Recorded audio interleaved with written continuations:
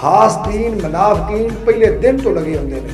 2-4 साल पुरानी गल है कि 2-4 बंदे झूठे इल्जामात झूठियां भरा लेकिन मेरे सामने नहीं, मेरे सामने अज तक उन्होंने हिम्मत नहीं हुई कि आन के सामने बह के गल कर लैन। पिछे पिछे लोगों को जाके गल्लां करते हैं जी असगर पहलवान ने इस तरह करता, असगर पहलवान। तो मैं एक अल्लाह के दरवेश बंदे के कोल गया, मैं कि मेरे कुछ हासदीन और मुनाफिकीन जिहड़े ने वो हमेशा मेरे ते झूठियां इल्जामात झूठियां गल्लां झूठियां तोहमतां लाते हैं, मेरे खिलाफ लोगों ने झूठियां गल्लां सुनाते हैं। उन्होंने कहा पहलवान साहब जो है नाम वाला वही तो बदनाम है। जिस बंदे ने काम करना है, जिन्हें मुआशरे दे विच अपना मकाम हासिल करना है, उन्होंने लोगों ने गल्लां करनियां ही करनियां ने।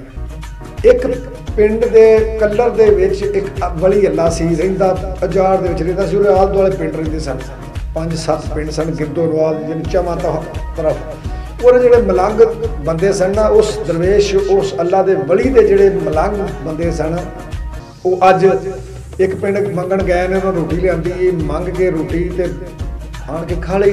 दूसरे दिन दूसरे पिंड गए ने, तीसरे दिन तीसरे पिंड।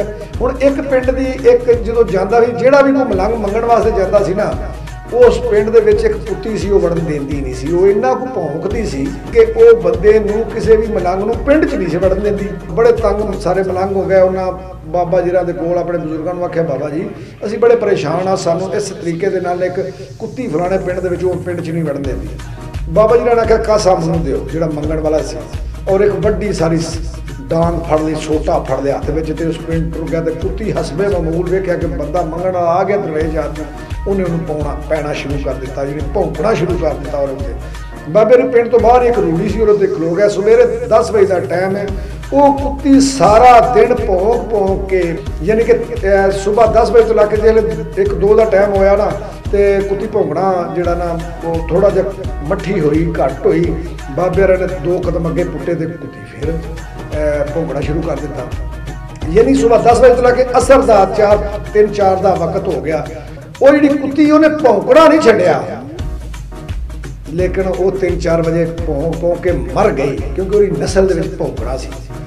अगर तुसा कामयाब होना तो ऐसे कुत्ते लोग जिहड़े तुहाडे उत्ते भौंकदे ने, झूठे इल्जामात लगाते हैं, तो फिर तुहानूं कामयाब होना तुसीं उन्हां अल नहीं वेखना। तुसीं अपनी जिंदगी जिहड़ी अगर तुसीं कामयाब अपने आप नूं वेखना चाहते हो तो कुत्तियां बिल्लियां अल नहीं वेखना, तुसां कामयाब होना है। मैनूं बाबा जी की बड़ी गल पसंद आई। और फिर मैं वेख्या जिहड़े लोग मेरे हासदीन मुखालफीन मेरियां गल्लां करते हैं, मेरे खिलाफ झूठे प्रापोगंडे करते हैं, मैं वेख्या वो बेचारे खुद जलील होए। वक्त गुजर गया, अज उन्होंने कोई नां लैण वाला कोई नहीं। ये दुनिया के कुत्ते कुत्तियां भौंकदियां रहनियां ने, राहियां ने लंघ जाण। अपनी जिंदगी अगर तुसा कामयाब होना तो कभी किसी हासदीन मुखालफीन की परवाह नहीं करनी, सिर्फ अपने रब नूं याद रखना है। मेरा ईमान है कि तुसीं कभी हारोगे ना। रब रखा।